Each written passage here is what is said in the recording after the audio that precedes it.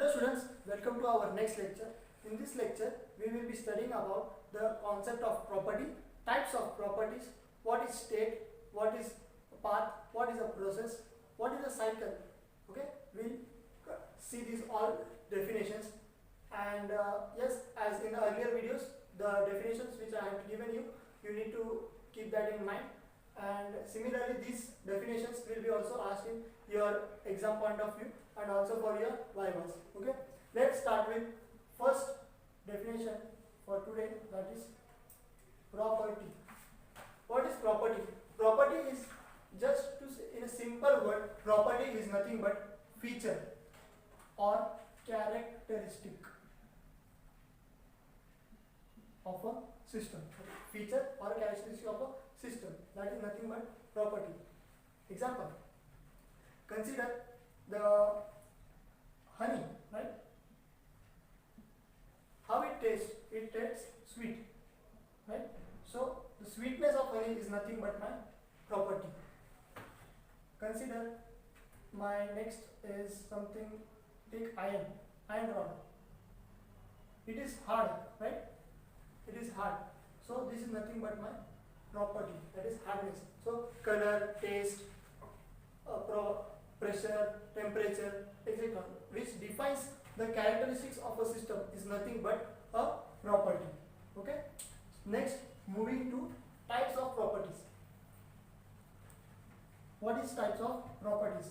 Here, the major factor which differentiates the types of property factor, the main factor is nothing but mass.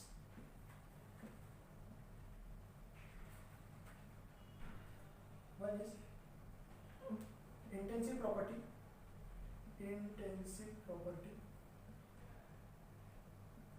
and next is extensive property. Right? Now, this is differentiated by mass. Intensive property are the properties which are independent of mass.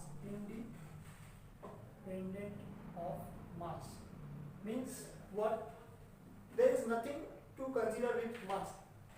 How to remember that is intensive is independent from. Example, consider this marker, consider this is an iron rod, right? The hardness in this, so consider this is some length approximately 15 centimeters. The hardness of the iron rod in 15 centimeters and the hardness when I have this 1 meter rod, what would be the hardness content? Would it change with its length? No. So even if I have 1 kg or this 15 centimeter of length of iron rod and 1 meter of iron rod, the hardness which will be same. It is nothing to do with the length. Okay, or consider this is 1 kg of rod or iron rod, right? 1 kg, and I am having 100 kg. Would it change? Nothing. But it has nothing to do with mass. So the properties which are independent of mass are known as intensive property. For example, consider you eating sugar, 1 teaspoon of sugar if you have eaten, and you eat 1 kg of sugar. 1 teaspoon of sugar and 1 kg of sugar. Will the sweetness change? The property sweetness would be same when you eat 1 teaspoon of sugar or 1 kg of sugar, right? Is there anything which is dependent on mass? No. The property of sweetness of sugar lies there. So it has nothing to do with mass. Right? Examples here are pressure, temperature, density, etc. Consider this classroom. Okay, the pressure at the entrance of the gate and the pressure at the blackboard would be same, right? It has nothing to do with the mass, so it becomes an intensive property, right? And what is my extensive property? These are dependent on mass. The properties which depend on mass are known as extensive property. Example, enthalpy, entropy, etc. Right? The properties which depend on mass are known as extensive properties. Right? we have one term that is known as specific property of system. What is that? Anything, any property divided by per kg of per mass, consider mass 1 kg is nothing but, consider this volume divided by mass, right? What will be my unit? Unit would be, volume is meter cube and mass is I denote by kg. So anything which is denoted by meter cube per kg or something like that, which has denominator in kg, that is nothing but my specific property, right? So we have specific volume, specific gravity. Yes, that is nothing but denoted by per kg. Hope you are clear with this. That is types of properties. Now let's move on to process. What is state? Okay. For knowing state of any system or any body, you need to know about its two features. What I said, for knowing any state of a system or a body, you need to know its two parameters, two characteristics or two properties. Consider the PV diagram. This is pressure on the y-axis and volume on the x-axis, right? If I have one gas at point 1, so can I, to know the state, means to know the, what is the state of that, means what the volume, what the pressure, means what is the state of this point, this point 1, I need to know two parameters. That is, one is pressure, consider this is at 1 bar and consider this is at 0.023 something meter cube of volume, right? So I can say that the point 1, the state of gas at point 1 is 1 bar and it is having some volume 0.23 meters, right? That is nothing but the state. To know the state, you need to know two properties or two characteristics, right? Hope you are clear with this concept of state. Next, we will see what is a process.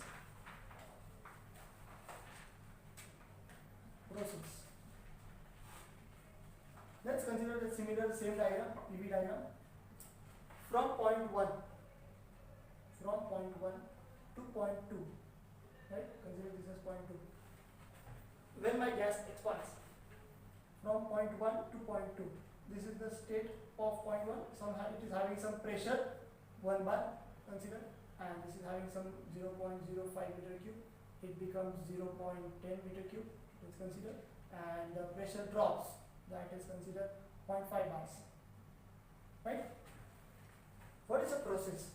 The change from point 1 to point 2, the change from initial state to final state. Initial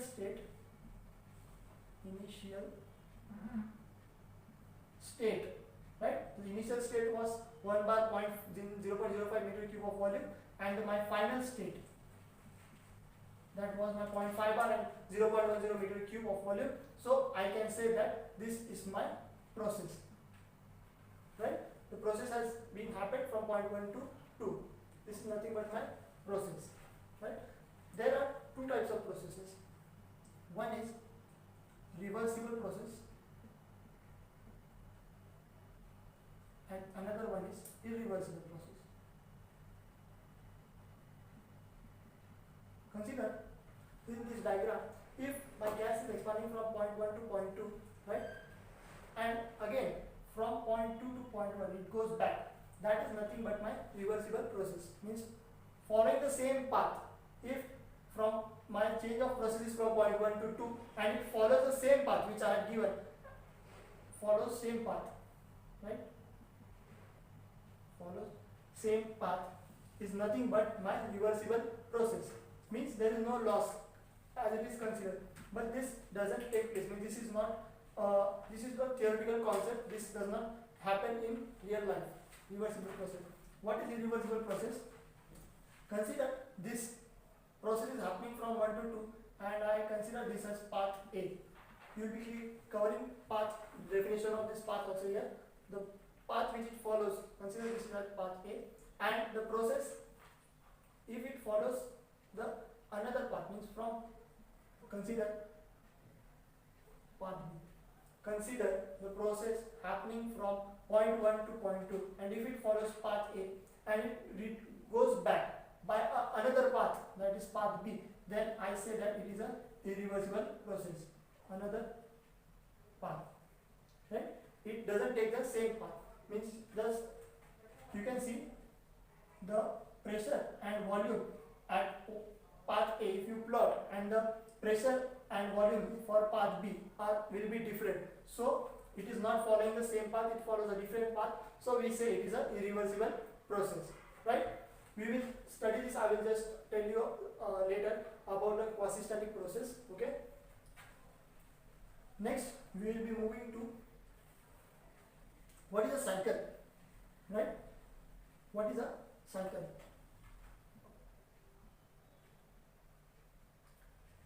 This is a PV diagram which I have drawn.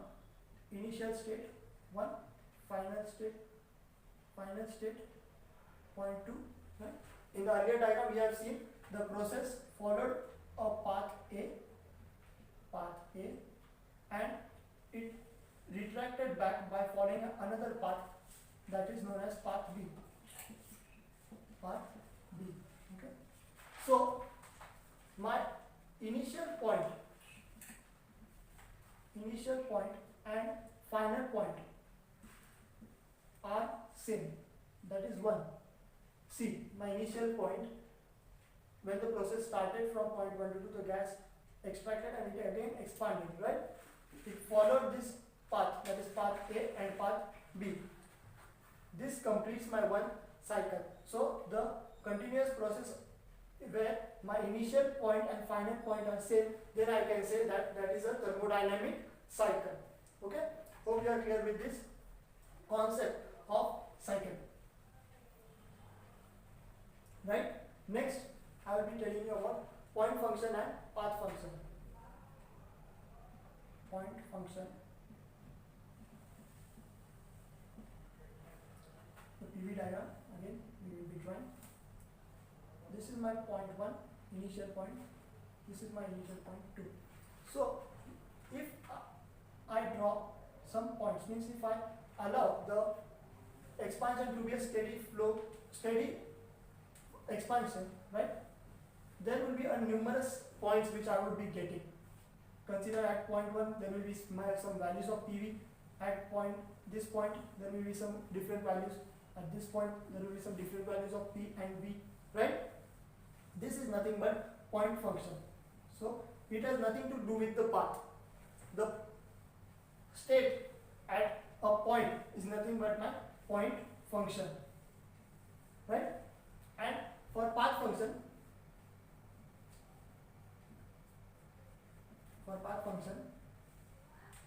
the path which I follow, right, from point 1 to point 2, consider this is a path A and consider this is a path B. Okay, and consider this center, I am drawing a straight line, path C. So my process to happen from point 1 to point 2, I am having 3 different paths. Either I can take point A, path B, or path C. So it is nothing to do with my point function. This is nothing but path function. Okay, students? Hope you are clear with this point function and path function, right? I have told you about a quasi-static process, right? I will be explaining you right now what is a quasi-static process. It is a very slow process. Quasi-static process. It is a very slow process. I am just showing you this for reversible. The case of reversible process is how it acts, how it is understood. For that you need to know quasi-static process. Consider one piston cylinder arrangement. Okay, this is my cylinder, this is my piston. Okay, which is enclosed, right?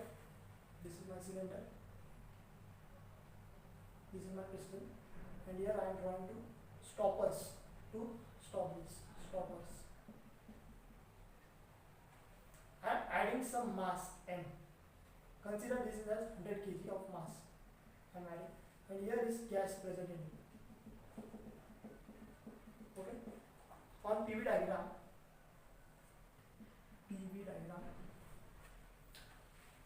when I remove this mass, this piston would be upwards, right? My initial pressure and volume would be low. When I apply pressure on this, when I place a mass of 100 kg directly on that, what would happen is my pressure would be high, right? When I place this, the pressure inside the cylinder would increase, right? And its volume would decrease. So I am plotting point 1 here, right? Consider this is when I have kept my mass 100 kg. Now what will happen if I remove this 100 kg of mass? If I remove this 100 kg of mass, there will be opposing force from here, right? The pressure inside the cylinder will increase, it will oppose, and my piston will go back, right, with a jerk. Suddenly it will go and it will stop here due to stoppers. Okay? But this process happening, what would happen here? The pressure inside the cylinder would decrease and the volume would increase, right? But I don't have any instance to measure that. So what I will do is, to measure this on a point by point, what I will do is 100 kg of mass, I would divide it into, consider 10 parts. So what will happen? My one part would be of 10 kg, right? One part would be of 10 kg. So consider this system. Drawing it again. My piston is at the topmost part where it is touching the stoppers, right? I would be applying 10 kgs. I would apply 10 kgs. Consider this 10. So what will happen is, the pressure inside the cylinder would gradually increase and the volume would gradually decrease. So from point 1 to point 2, and what will happen? I would have a number of points. Consider if I am placing 10 kgs of weight, then it will go a bit lower. Consider then I will place another 10 kgs. So the total weight would be 20 kgs now. So that would go down. Thus it will gradually go down and I will get a number of 10 points. Consider I will be applying 10. So I will get 10 points, right? And similarly, when I remove 1 kg, the piston, right, it will move upwards slightly as I gradually remove this weight. So from point 1 to point 2, I will have a numerous points, right? I show it by dotted lines so that we can join it. We can say that it is happening in a process. And similarly, when I remove this, it follows the same path. You can see it will follow the same path. The volume and pressure will be same. So this is nothing but the reversible process which I am trying to explain you. This process is almost reversible, right? Why almost? Because there are some losses due to friction, right? There are some losses due to friction in this piston cylinder arrangement. Hence, we can say this is almost a type of reversible process which I have explained you through this example. Okay? So, this comes to an end to our today's lecture. In the next lecture, we will be studying about the different types of concepts that are potential energy, kinetic energy, internal energy, and the two main concepts that are enthalpy and entropy. Okay? So, thank you for today's lecture.